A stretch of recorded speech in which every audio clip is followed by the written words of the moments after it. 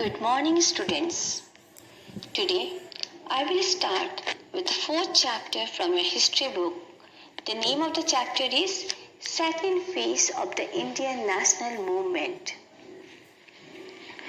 Okay. Lord Curzon was the Governor General of India from 1899 to 1905. Perhaps no other Governor General caused so much of unrest in India by his policy and deeds as he did. The final act of his mischief was the partition of Bengal, which he announced in 1903 and carried out in 1905. The one single event that changed the aims and methods of the nationalist movement was the partition of Bengal in 1905. Bengal was then the largest province of British India. Lord Curzon became the Viceroy of India on 30th December 1898. The anti-British movement was getting stronger and more organized, with INC emerging as a strong force. In order to weaken the position of the Congress, he adopted the divide and rule policy. In July 1905, Lord Curzon published the proposal to divide Bengal province into two parts.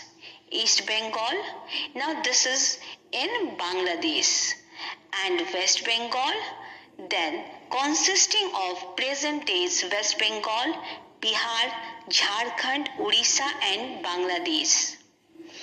The people of Bengal reacted strongly against the partition. Both the moderates and the radicals launched movements to end the partition. Hundreds of meetings were held all over Bengal in protest against the scheme. In spite of these protests, the partition scheme was introduced, and on 16th October 1905, a new province of East Bengal and Assam came into existence with Dhaka as its capital. Protest meetings were held throughout the country, and a massive demonstration was held at the Kolkata town hall. Now, what was the British view on the partition? According to the British government, Bengal was too big to be efficiently administered by a single provincial government. But the real motive behind the partition of Bengal was one of the largest provinces of India with an area of 4,89,500 square kilometers. It had a huge population of 80 million people, comprising Hindu Bengalis and Bengali Muslims.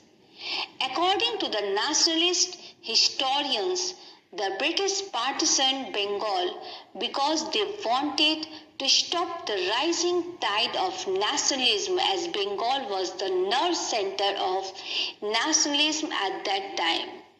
To reduce Bengalis to a minority in Bengal itself, to divide the Hindus and Muslims. So, these all were the motive of the Britishers to do this partition. But the people started a strong movement against the partition, known as the anti-partition movement. The day of partition was observed as a day of mourning all over Bengal. All business came to a halt. On the suggestion of great poet Rabindranath Tagore, the day was also observed as a day of unity and solidarity. People all over Bengal tied rakhis around each other's wrist. Through the ceremony, they expressed their feeling of brotherhood. The nationalists saw the partition of Bengal as a challenge to Indian nationalism. A strong agitation flared up and assumed national character. This agitation is known as the anti-partition movement. The anti-partition movement started on August 7, 1905 with a massive demonstration. The partition came into effect on October 16, 1905. This day was observed in Bengal as a day of mourning. The day of partition was observed as Raksha Bandhan Day, when Hindu and the Muslims tied Rakhis on each other's wrist as the symbol of their unity.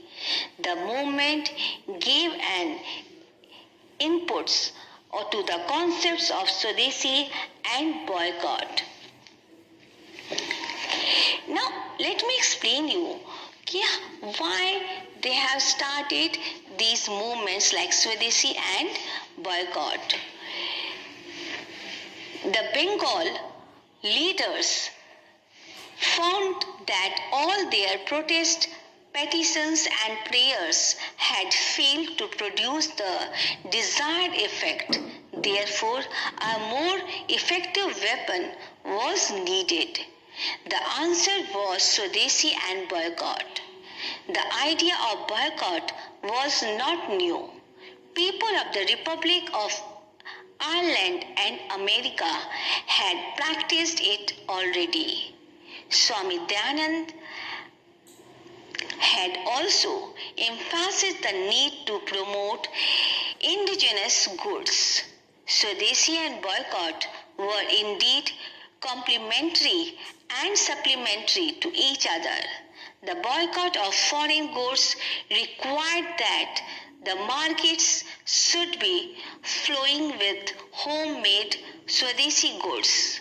Similarly, the homemade goods could not find buyers unless people abstained from buying foreign goods.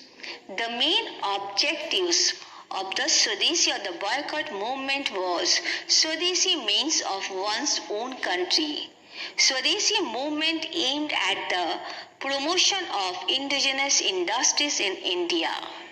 Boycott movement meant abstaining from the purchase of British goods as a form of protest.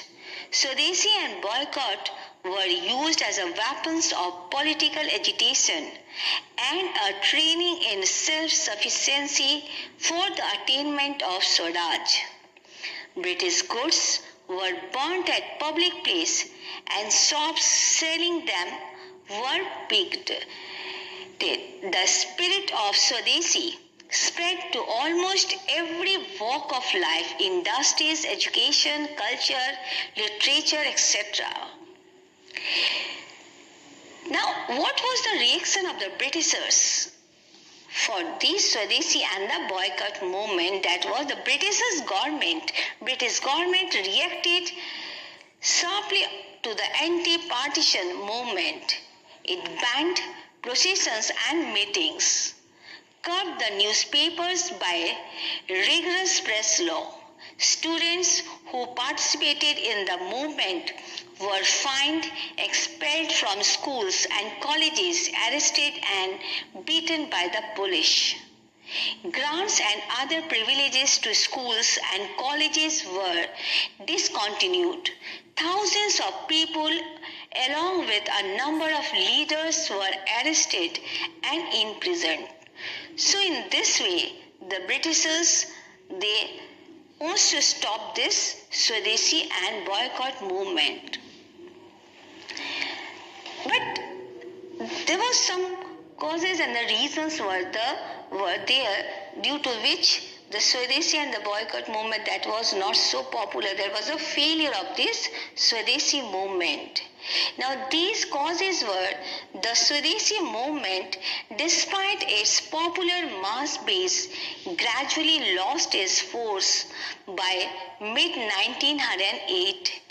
It did not succeed in destabilizing the government, nor could it bring about immediate union of the two Bengals. The movement was not a total success due to several reasons. It failed to achieve the much needed Hindu-Muslim unity. The Congress was divided into the early nationalists and the assertive nationalists who disagreed on many issues.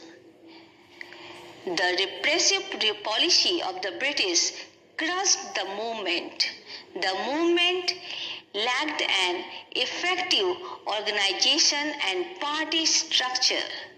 The movement did not have effective leaders after the large-scale deportation of its prominent leaders like Tilak, Lala Lajpat Roy and Ajit Singh, Bipin Chandra Pal and Aurobindo Ghosh had retired from politics.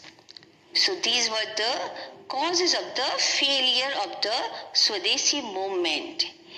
Now let me explain you about the impact of the Swadeshi and the boycott movement. The Swadeshi and the boycott movement had a great impact on the national movement. It brought into politics jamindars, women and students. It taught the press to be outspoken, students to rebel and the Hindus and the Muslims to cooperate with each other. It made students and women to participate in the Swadeshi agitation. It encouraged the establishment of indigenous industries like the Tata Iron Steel Company. They provided employment to the craftsmen in indigenous industries. It gave impetus to the nationalist poetry, prose and journalism. It created self-confidence, courage and patriotic spirit among the people. It brought nationalism from a realm of theory into the field of practical politics. It provoked the British government to use various repressive measures which not only generated awareness among the youth but also inflamed their patriotic favors of that. It led to clash between the early nationalist and the assertive nationalist over the method of agitation. This clash resulted in the split of the Congress as the Surat session in 1907 and the assertive nationalists were expelled from the Congress.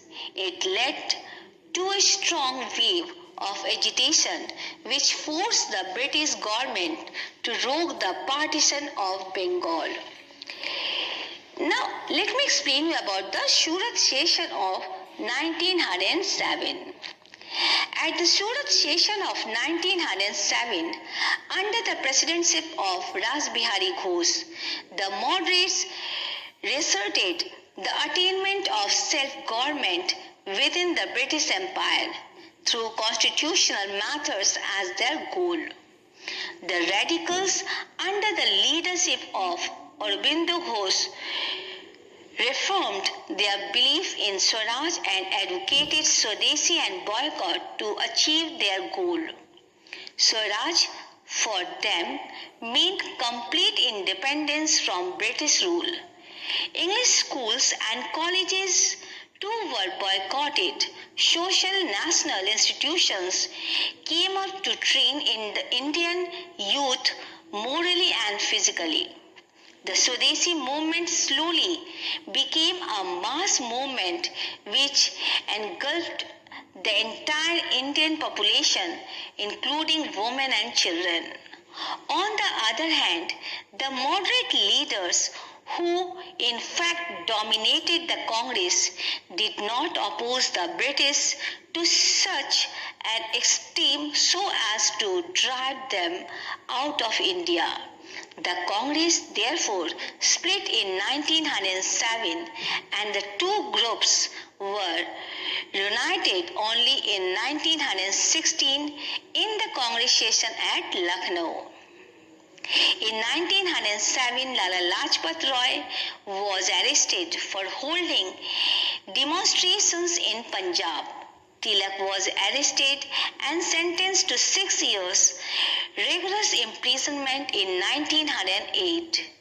He was later deported to Burma, now it is called Myanmar. Several other leaders were either imprisoned or deported. Now, that was the Surat session. Now, let me explain you what was the Morley-Minto reforms of 1909. The British tried to win over moderate nationalists by offering a few constitutional reforms. They passed the Indian Council Act of 1909, which was known as the Morley-Minto reforms. Their main objectives were to create disunity between the Hindus and Muslims. This act further introduced the system of communal electorates. The Hindu and Muslim voters were to only elect members of their own community. The act increased the number of elected members in the central and provincial legislative councils. The powers of these members remained advisory in nature.